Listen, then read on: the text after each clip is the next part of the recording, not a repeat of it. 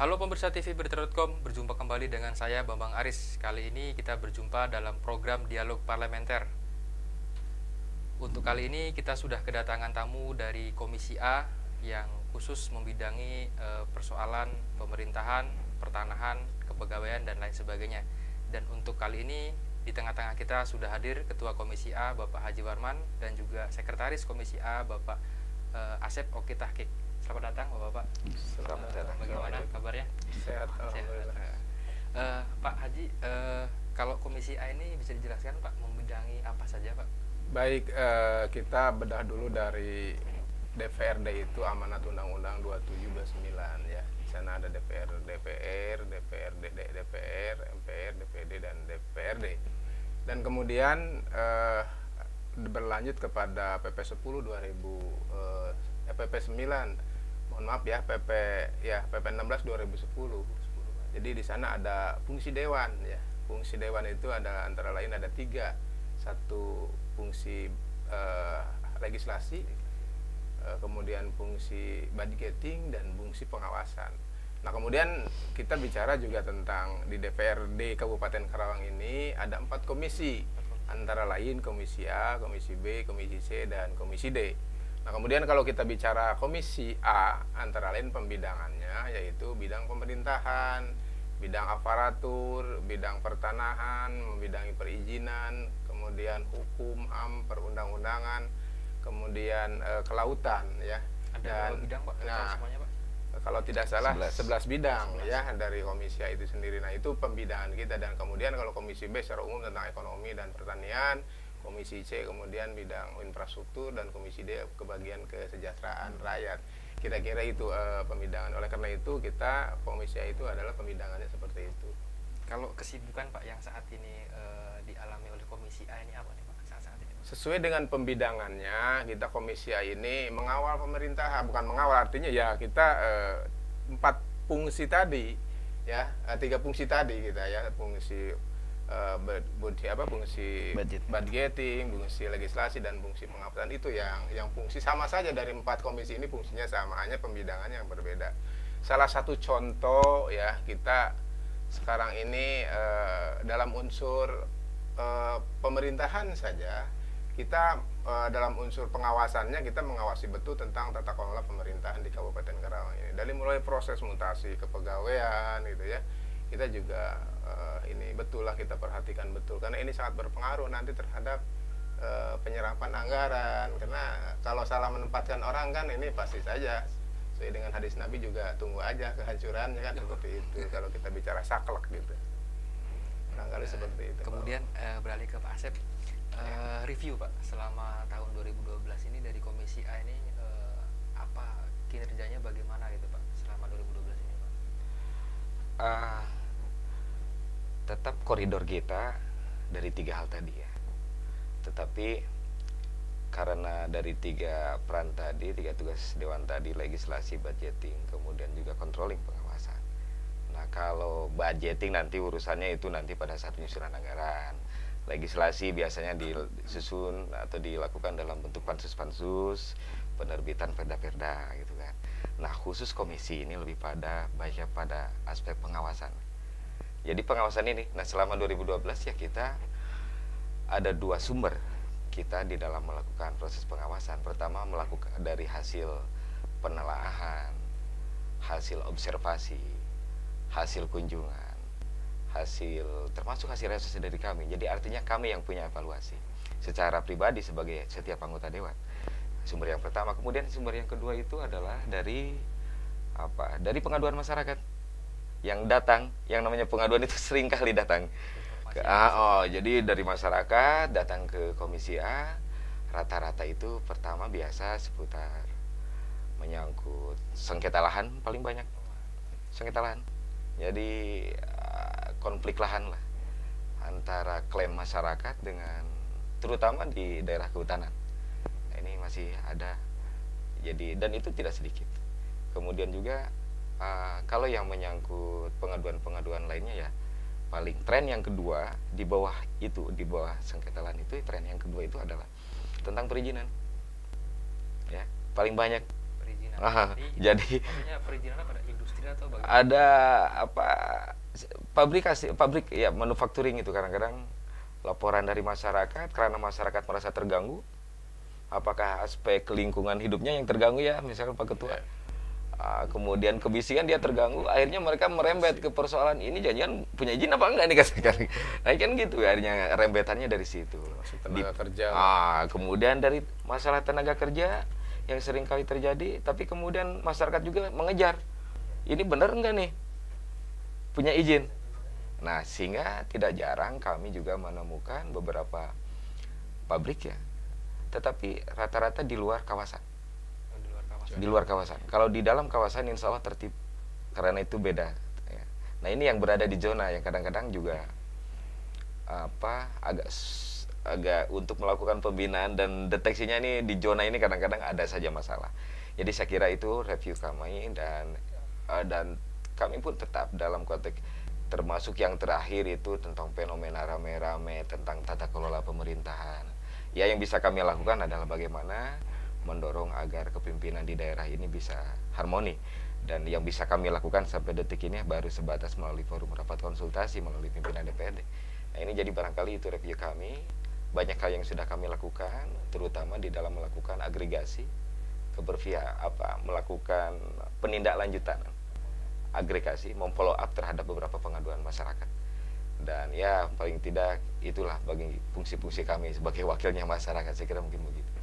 Nah ini untuk Pak Ketua Komisi ini dari aspek pemerintahan khusus Pak ya, melihat tata kelola pemerintahan yang dimotori Pak Deswara ini sampai dengan saat ini bagaimana? Nah, ini juga bagian dari evaluasi akhirnya ya, dan memang ada kaitannya juga dengan unsur pengawasan tadi ya, kita unsur pengawasannya.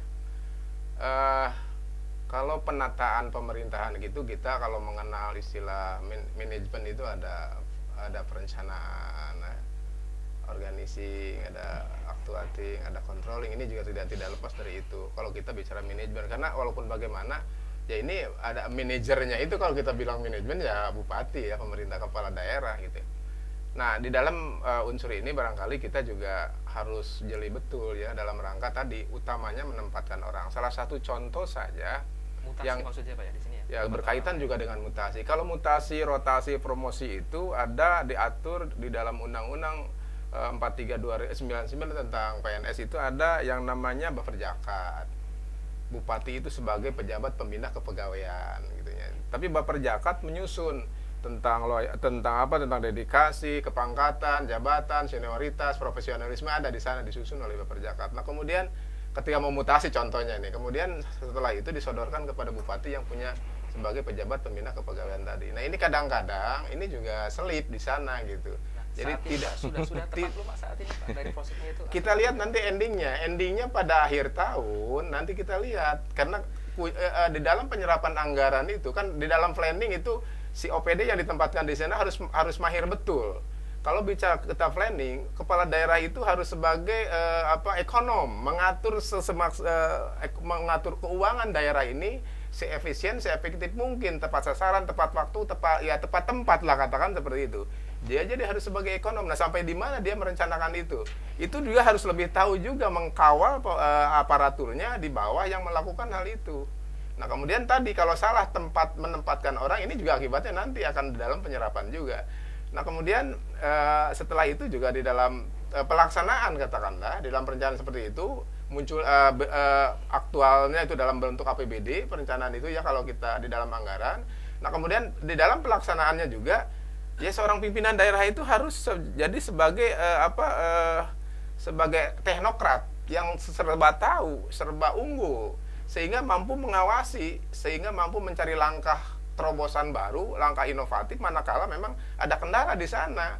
Kalau kita bicara pelaksanaan. Nah, kemudian di dalam controllingnya juga ada hal yang mungkin kita juga dari pihak legislatif menyampaikan kepada dinas-dinas terkait yang berkenaan dengan pelaksanaan pembangunan, ada juga yang tidak bisa disampaikan kepada mereka. Yang ini harus hanya disampaikan kepada bupati sebagai kepala daerah dan pejabat pembina kepegawaian. Ada hal yang seperti itu.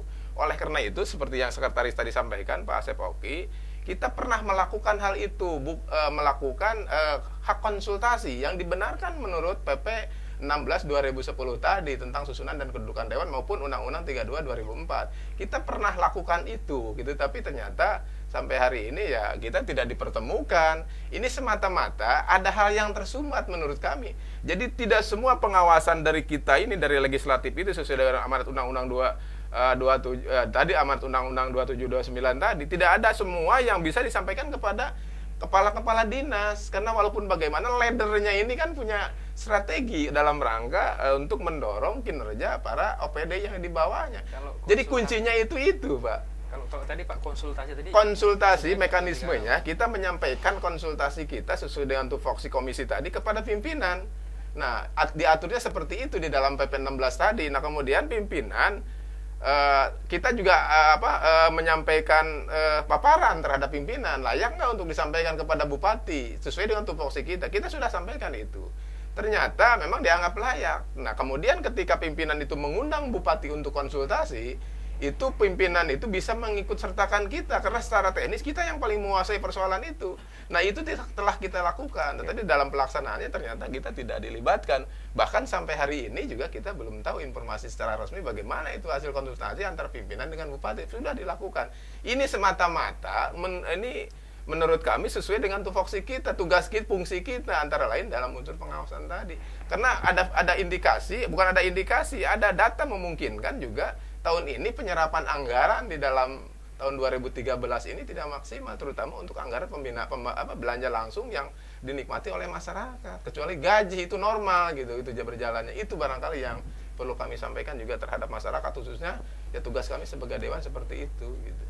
Mungkin Pak Sep ada yang ditambahkan, mungkin indikasi tadi kan dari anggaran Pak ya, dari ketepatan penempatan kepegawaian dan sebagainya, mungkin ada faktor lain ataupun indikasi lain gitu ya di luar itu Pak. Jadi apa ya, kalau kita pengawasan memang keberhasilan daerah, betul bahwa peran kepala daerah juga sangat penting dan strategis. Jadi artinya ada satu masih nih kalau dalam konteks hubungan antara DPRD dengan pemerintah daerah Pemda, memang regulasi aturan masih ada nih, ada satu saluran yang belum terbuka dalam hal komunikasi. Jadi kemarin pun ketika forum rapat konsultasi ya kita menyampaikan tentang kondisi yang sesungguhnya melalui pimpinan DPRD untuk disampaikan kepada Pak Bupati di situ. Dan yang kita sampaikan itu adalah bukan pertanyaan yang bisa dijawab oleh kepala dinas, kepala OPD atau kepala SKPD, tetapi mereka sendiri susah menjawabnya. Kayak semisal kebijakan pengaturan mutasi rotasi. Contoh misalkan ada salah seorang yang hanya menjabat sebagai sekretaris dinas, tapi kemudian dia menduduki eselon 2 tapi lebih pada fungsinya yang koordinatif. Karena di Setda itu fungsinya koordinasi Pak. Jadi yang namanya Sekda nanti itu kan dibantu oleh para asisten. Nah, mereka itu fungsinya mengkoordinasikan antar dinas, Pak. Jadi maksudnya ini tidak tepat dalam penempatannya itu bagaimana, Pak? Maksudnya, Pak?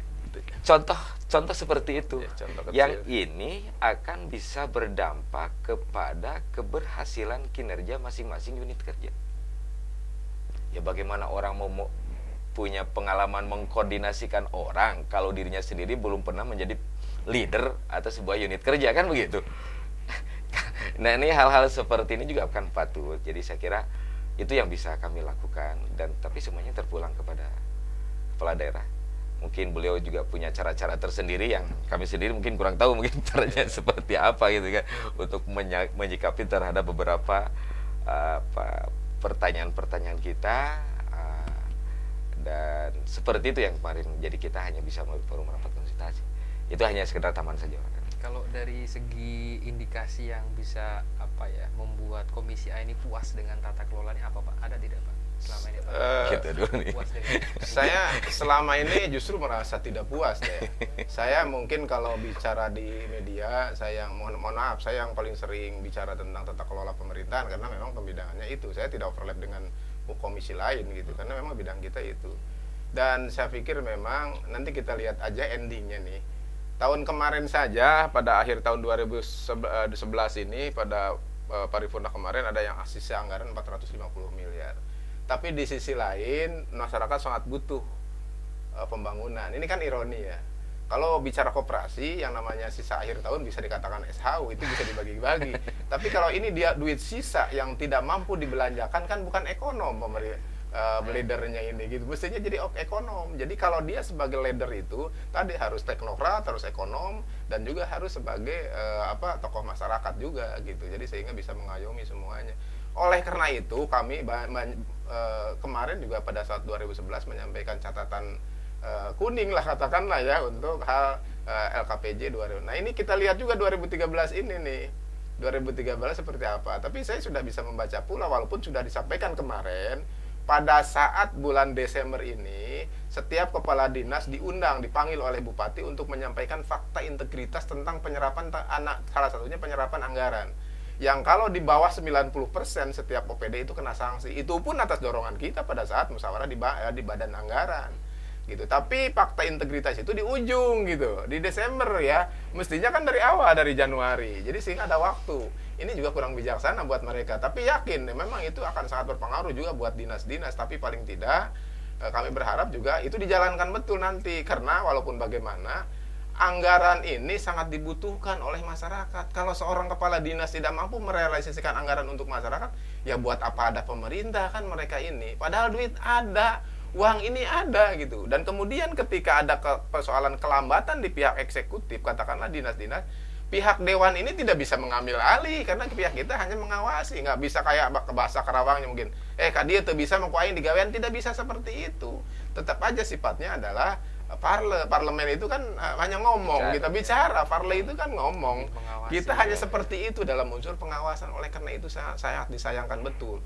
PAD sebesar apapun, pendapatan asli daerah sebesar apapun yang mampu ditingkatkan oleh pemerintah daerah, tapi tidak diiringi, tidak diimbangi oleh penyaluran atau realisasi anggaran terhadap pembangunan yang seimbang, ini tidak ada artinya menurut kami. Kalau jadi contoh soal sekarang untuk 2013 saja variabelnya di antara 50% untuk belanja pembangunan, Pak. Tetapi kalau untuk belanja pegawai ini 90%. Ini tidak seimbang. Kalau kita bisa terjemahkan yang ekstrim, berarti di gaji ini tidak kerja kan? 90 dengan 50-an plus itu kan tidak sebanding kan. Mestinya sebanding kan gitu. Idealnya sebanding. Ya minimal kalau sekarang ini, Pak, tutup buku ini 2013 ini 25 Desember, Pak. Sekarang tanggal 19. Ini tinggal 10 hari lagi, Pak. 10 hari lagi, 1 minggu lagi. Sekarang posisinya rata-rata 76%. Itu masih 50% berarti. Apa mungkin mampu melakukan 90% minimal tadi? Saya yakin ini persoalan ini. Oleh karena itu pada saat kita melakukan harapan bisa konsultasi dengan bupati tadi, dengan pemerintah daerah yang disampaikan kepada pimpinan dan itu diterima oleh pimpinan, tapi sayang kami tidak diundang oleh pimpinan. Ini maksudnya ada hal yang tidak bisa dijawab oleh dinas-dinas. Kami sering melakukan co-hiring dengan dinas, tapi ada hal yang tidak bisa dijawab. Masalah kepegawaian, Undang-Undang 43 menyatakan bahwa bupati itu pejabat pembina kepegawaian. Apa mungkin Sekda sebagai ketua Baperjakat, Badan Perencana Kepangkatan itu bisa menjawab tentang hak prerogatif bupati? Kan tidak mungkin. Itu adanya di bupati. Seperti apa strategi bupati ini menempatkan si A yang seperti Pak Ugi sampaikan di sini? Alasannya apa? Kita ingin tahu argumentasi itu. Tapi karena ini tidak terjadi, hanya kita menyampaikan ke pimpinan, ini kan tidak tahu kita. Nah kemudian pada saat itu kita akan melakukan konsultasi itu, ada waktu 2 bulan lagi. Kita sudah ada gambaran. Tahun ini kayaknya tidak penyerapan anggaran tidak maksimal pula. Nah, strategi seorang leader ini bagaimana dalam memanage OPD-nya supaya mampu menyerap anggaran lebih tinggi sehingga mampu minimal 90%. Kita kan tidak tahu. Kalau kita tanya ke dinas itu ya dia bilang saya siap. Tapi strategi pemerintah kepala daerah ini, strategi leadernya itu kita tidak tahu. Bagaimana cara dia? Mungkin yang salah satunya kemarin muncul yaitu dengan cara fakta integritas tadi ya, walaupun mungkin adanya di ujung. Ini juga tidak efektif sebetulnya karena tadi posisinya ada di ujung. Nanti kalau posisi fakta integritas memaksakan harus 90%, ternyata realitanya seperti ini juga ada. Kalau kita terlalu ekstrim ngomong, mungkin ada juga nanti hal-hal yang semacam penyalahgunaan pertanggungjawaban atau mungkin keluar dari jalur sistem di luar aturan pertanggungjawaban. Salah satu contoh aja kecil. Kalau sekarang bantuan sosial bantuan sosial kepada masyarakat, ya katakanlah 50 miliar.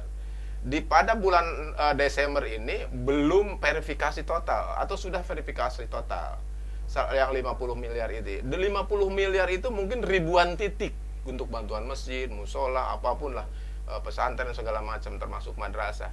Nah, kemudian ketika nanti bupati sudah menandatangan bahwa itu harus dikeluarkan, maka DPKAD harus mengeluarkan SP2D, surat pencairan dana. Ini diserahkan kepada Bank Jabar. Ini mekanisme pencairan salah satunya realisasi pembangunan tadi. Disampaikan ke Bank Jabar, mungkin nggak Bank Jabar dalam waktu 10 hari atau 20 hari mampu merealisasikan 50 miliar dengan itu ribuan titik. Batas maksimalnya kapan tuh, Pak? 25 Desember, Pak. Sama. Untuk buku tadi. Ya, 25. Mungkin nggak seperti itu. Nah, kalau SP2D sudah ditandatangan tetapi Bank Jabar tidak mengeluarkan, ini juga pelanggaran. Ini bertentangan dengan aturan karena SP2D itu harus sudah keluar dari kas daerah. Sistemnya transfer rekening kepada penerima hak pembangunan tadi, baik musola, masjid maupun yang lainnya. Ini kan persoalan, makanya kita gambarkan ini sulit untuk bisa pencairan ini sampai kalaupun dipaksakan ini ada sedikit nanti menyerempet-nyerempet pelanggaran mungkin, atau mungkin ada yang tidak diproses di tahapan yang tidak dilalui. Ini juga perlu kita ingatkan semata-mata demi pembangunan terhadap masyarakat, bukan persoalan-persoalan lain. Ini tugas kita, tugas dewan ya, fungsi dewan salah satunya pengawasan. Kalau ternyata kita juga bicara begini masih disalahkan, ya mau apa lagi? Kita kan sulit ya, sulit. Disimpulkan lebih ke arah kesalahan dalam hal memanage atau bagaimana? Manajemen, Pak, manajemen tata kelola pemerintahan, ini kuncinya di sana. Oleh karena itu komisi A itu bidangnya adalah bidang pemerintahan. Makanya kita paling ya mengkritisi dalam arti membangun ya, supaya mampu merealisasikan anggaran. APBD itu perda, Pak. Anggaran pembangunan daerah itu peraturan daerah. Kalau di kabupaten, kalau di pusat itu namanya undang-undang. Siapapun punya kewajiban lebih-lebih eksekutif dalam rangka secara teknis untuk merealisasikan. Ketika memang undang-undang atau aturan itu tidak dilakukan, apakah bukan pelanggaran itu? Ya itu barangkali kuncinya seperti itu. Oke, ini ke bidang lain Pak Asep ya, lebih ke arah pemanfaatan lahan ini Pak Asep. Dari Pak Asep sendiri nih, untuk saat ini ya, untuk pemanfaatan lahan ini ada ini nggak apa namanya hal yang perlu dievaluasi atau selama ini banyak pengawasannya di Komisi A seperti apa nih? Seperti alih fungsi ataupun juga ya yang seputar ini lah pemanfaatan lahan ini Pak. Paling tidak ada beberapa kategori ya yang kita coba potret selama 2012 tentang pemanfaatan lahan. Satu, pemanfaatan lahan untuk kepentingan industri ya. Dan itu biasanya untuk perusahaan-perusahaan ini biasanya dalam bentuk beragam lah biasanya juga kan. Mereka biasanya dalam bentuk mengajukan HGU, dalam bentuk pengajuan HGB gitu kan. Nah, itu yang areanya memang tidak sedikit, cukup banyak gitu kan. Udah puluhan bahkan ratusan hektar gitu kan. Bahkan ada yang tembus ke di atas ratusan kan gitu. Kemudian juga ada yang masyarakat memang. Nah, ini yang kami yang sempat menjadi sorotan kami di tingkat komisi A itu adalah tentang ini lahan tidak dimanfaatkan. Ya. Lahan tidak dimanfaatkan. Jadi artinya pemanfaatan lahan yang tidak sesuai dengan apa yang sudah menjadi seperti yang sudah tercantum di dalam HGU atau HGB-nya kan gitu. Harusnya misalkan ketika sebuah perusahaan, suatu perusahaan mendapatkan HGU dan HGB, sejatinya dia harus memanfaatkan lahan tersebut. Kira-kira kan gitu. Contoh kasusnya seperti apa nih Pak? Contoh kasus ketika ada PT-PT tertentu dapat HGU tetapi tidak dimanfaatkan. Akhirnya kemudian digarap oleh masyarakat. Jadi bocorkan Pak daerah mana? Banyak. banyak ada di pesisir, yang di pesisir pantai juga banyak. Kemudian ada juga yang mungkin yang lebih tren ini PT SAM lah. Karena itu udah tren ya, Ketua ya. Karena itu sudah tren PT SAM. Udah dibuka lah. Sudah terbuka. Itu kan pertama kali mereka sudah dapat izin ya, izin lokasi untuk melakukan pembebasan. Nanti kan mereka ujung-ujung untuk dapat HGB, ya kan? Nah, harusnya setelah mereka punya HGB itu harusnya kan dibangun. Ini kan nggak dibangun. Akhirnya ada masyarakat di situ kan lama ini kan menjadi permasalahan. Nah ini contoh kenapa sih tidak segera dibangun. Nah, untuk dari Komisi A sendiri Pak melihat problem solving ya. Nah ini yang pertama ya, ini yang pertama dulu kita branch dulu di situ. Artinya itulah fakta kita. Yang ini bisa berdampak pada munculnya persoalan-persoalan sosial. Persoalan sosialnya itu dalam bentuk apa? Dalam bentuk persengketaan antara keinginan masyarakat yang menggarap lahan tersebut dengan fakta legal perusahaan-perusahaan tertentu. Nah ini kan menjadi konflik berkepanjangan. Dan biasanya mereka selalu bermuara juga ke kami di Komisi A yang membidangi bidang pertanahan. Sedangkan kami sendiri kan bukan lembaga peradilan. Kami tidak punya kewenangan untuk melakukan memutus yang mana gitu kan. Kami bukan lembaga peradilan, tetapi kami paling tidak hanya bisa menjalankan fungsi-fungsi pengawasan. Contoh misalkan ketika izin lokasinya sudah tidak berlaku, ya kami menyatakan, kita tanya kan kepada dinas-dinas terkait, dalam hal ini mitra kerja kami di BPN, di pemerintah daerah, ini bagaimana nih izin lokasinya, masih berlaku nggak? Sudah tidak berlaku. Nah ketika sudah tidak berlaku kan yang wajar kan.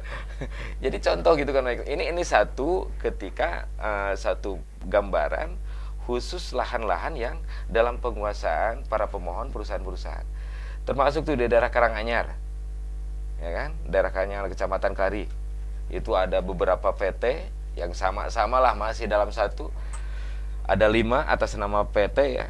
Satu PT antar perusahaan ya. Ya ada dalam penguasaan ini penguasaan terhadap lahan gitu kan, hampir ribuan gitu kan. Ini tetapi tidak dimanfaatkan. Dan kami ini kan khawatir nih kalau sudah terlantar.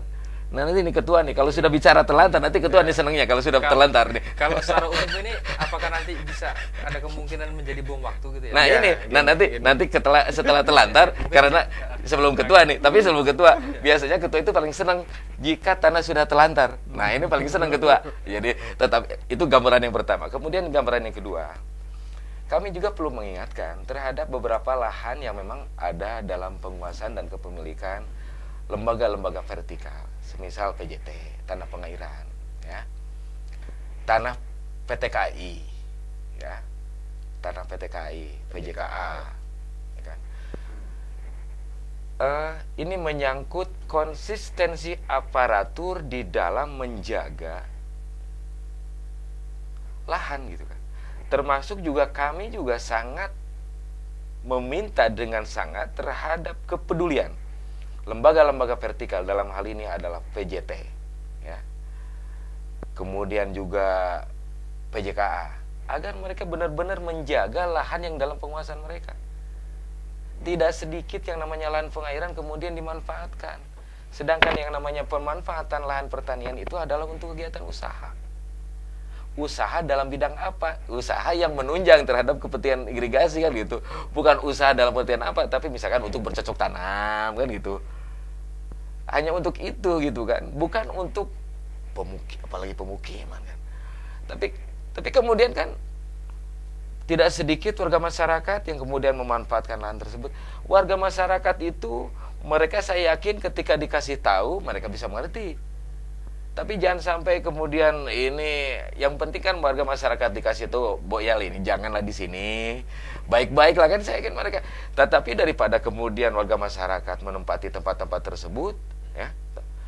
Ketika sudah banyak kemudian mau terjadi penggusuran, misalkan normalisasi Citarum, itu kan menjadi meletup. Karena apa? Warga masyarakat banyak yang menempati tanah pengairan.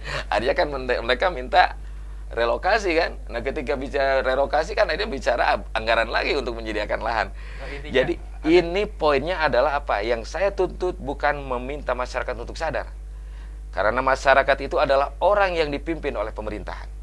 Dan yang saya lebih tuntut adalah bagaimana pemerintahan bisa konsisten dari tingkat desa, tingkat kecamatan, sampai tingkat pemerintah daerah, termasuk lembaga-lembaga vertikal yang ada di Karawang, baik PJT maupun PT KAI, untuk benar-benar mereka menerapkan aturan dan menjaga kekuasaan aset-asetnya masing-masing. Itu kuncinya. Bukan di masyarakat. Kalau masyarakat insya Allah ketika diajak ngobrol baik-baik juga, yang penting baik-baik lah ngobrolnya kan begitu. Jangan kemudian atas nama kekuasaan main gusur-gusuran aja. Nah ini yang kadang-kadang bikin masalah di situ. Nah soal tanah telantar ini urusannya Pak, ketua nih. Jadi untuk closing nih Pak, kan sudah kita memasuki akhir 2012 Pak, untuk 2013 Pak, melihat dari 2012 seperti sekarang Pak, dari kinerja pemerintahan Pak, kedepannya Pak, dari Komisi A yang memang membidangi berbagai macam bidang tadi Pak ya, masukannya untuk pemerintahan Pak Deswara seperti apa? Ini untuk barangkali ya ini kembali ke pengawasan ya, kalau masukan ini ke pengawasan, karena tiga fungsi tadi ya, fungsinya ada 3 tadi. Jadi yang pertama, DPRD itu kalau di kabupaten itu adalah mitra ya, itu harus dipahami, itu mitra kerja. Jadi kita lebih kepada ya mitra lah, mitra itu kesamaan, kesejaran kan gitu ya, mitra itu tidak ada ya. Dan kedua juga bahwa kita harus memahami tugas masing-masing. Tugas masing-masing. Tugas dewan itu tadi, fungsi dewan ada 3, dan pemerintah itu sebagai unsur pelaksana di dalam melakukan kebijakan-kebijakan pemerintahan yang tetap regulasinya diatur melalui undang-undang tadi. dan idealnya Pak, idealnya yang dilakukan oleh pemerintahan ini Pak. Idealnya gini, Pak. ya idealnya tadi saya ilustrasikan sebuah perda APBD saja. Ketika sudah menjadi sebuah perda, itu yang wajib melaksanakan itu pemerintah. Karena kalau DPRD itu adalah pemerintahan, bagian dari pemerintahan. Kalau pemerintah itu ya bupati dengan jajaran. Idealnya itu. Oleh karena itu harapan kami juga, kalau mau menginfus OPD atau dinas-dinas itu harus dari awal. Fakta integritas dari awal. Itu dibuat dari sekarang, saran kami. Dibuat dari sekarang. Kalau memang mereka tidak mau, biar suruh mundur sendirilah. Atau mungkin ada sanksi punishment dan reward nanti buat mereka. Ketika memang ada mau rotasi, mutasi atau promosi, dilihat dulu track recordnya dia. Jangan like and dislike, harus jelas dulu tadi yang dicontohkan tadi. Ini kunci Pak, kunci Pak. Karena walaupun bagaimana pinternya bupati, tapi kalau tidak diiringi dengan sejajar kemampuan pelaksananya, ini juga yakin akan udah pincang. Oleh karena itu bupati itu sebagai leader, sebagai pimpinan yang harus serba tahu, serba hafal, serba ya tadi, sebagai ekonom, sebagai teknokrat, sebagai tokoh masyarakat yang harus mampu juga melayani mereka. Ke depan kami tidak, ya artinya kalau setahun pertama bolehlah penyesuaian, tahun kedua mungkin kalau tahun ketiga ya apalagi namanya, kalau memang masih begini. Ukuran kami tetap sampai di mana Komisi A, terutama saya ketua Komisi A ini paling incer saya yang namanya silva, sisa lebih anggaran tadi. Kalau di koperasi namanya SHU, bagi-bagi untung. Kalau di APBD silva itu namanya orang yang tidak mau melakukan pembangunan. Jadi kuncinya teruntuk 2013 itu adalah bahwa kita sudah merencanakan pembangunan yang diwujudkan dalam bentuk APBD dan sudah dipayungi dalam perda. APBD itu perda. Nah, indikator yang paling jelas buat kita adalah penyerapan anggaran. Indikator yang paling jelas. Artinya jangan sampai uang yang sudah dialokasikan untuk program-program pembangunan ini tidak terserap. Karena yang rugi itu adalah bukan pemerintah. Masyarakat. Yang rugi adalah masyarakat. Nah, ini muara kita di situ, bagaimana penyerapan anggaran bisa optimal.